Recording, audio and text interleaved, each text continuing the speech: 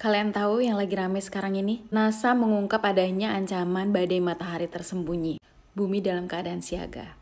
Dan apakah ini merupakan alasan dari 15 miliarder di dunia ini termasuk Mark Zuckerberg yang merupakan CEO dari Facebook membuat bunker-bunker raksasa untuk menyelamatkan diri dari kiamat?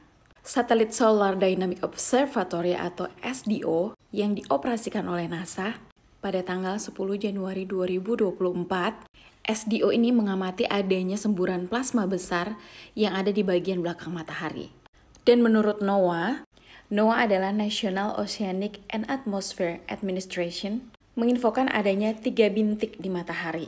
Dan berdasarkan laporan, bintik-bintik tersebut dapat memicu adanya badai matahari. Dan badai matahari tersebut berpotensi untuk menyemburkan jilatan api matahari ke arah bumi. Nah, apa yang terjadi kalau solar storm atau badai matahari ini benar-benar terjadi? Jaringan listrik kemungkinan besar akan mati. Kenapa mati? Karena transformatornya meledak. Sistem GPS akan mati, dan kalian tahu sistem GPS itu menggunakan satelit. Nah, kenapa mati? Karena satelitnya kekurangan daya dikarenakan adanya power outage atau power shutdown. Yang paling mengerikan adalah pesawat-pesawat kemungkinan bisa bertabrakan karena tidak adanya navigasi.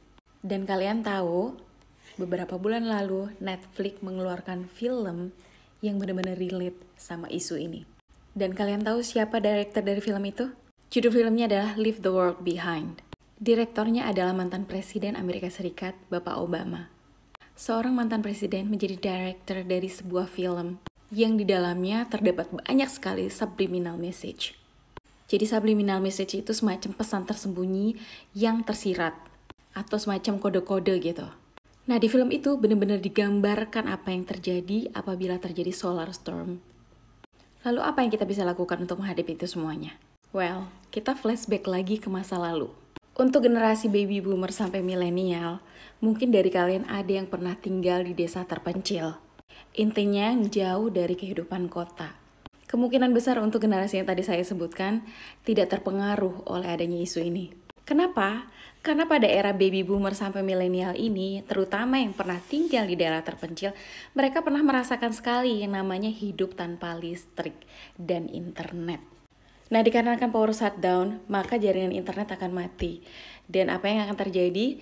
Transaksi mobile banking atau perbankan akan terganggu atau mungkin bisa shutdown. Artinya, uang cash adalah solusinya.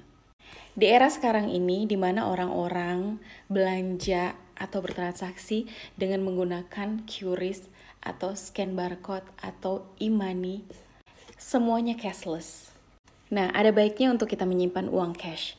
Dan untuk penerangan, bisa menggunakan lentera atau kalau di bahasa Jawa namanya ada dimar tintir.